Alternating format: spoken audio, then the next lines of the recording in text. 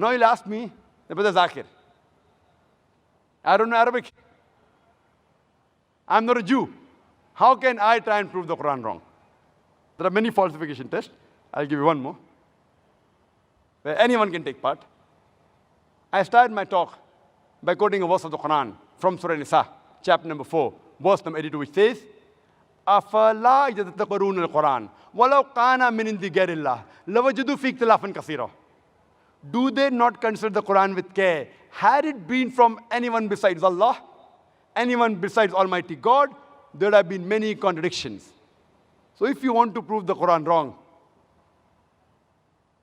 only thing you have to do is take out a single contradiction in the Quran.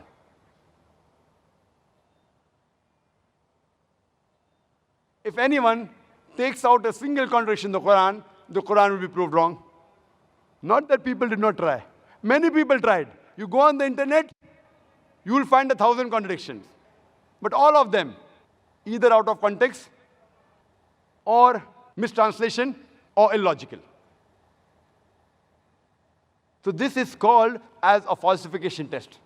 So Quran shows us a way how to prove itself wrong. If you think it's not from God, you want to prove it wrong, try it. Take out a single contradiction, the Quran will be proved wrong. This is called as the falsification test.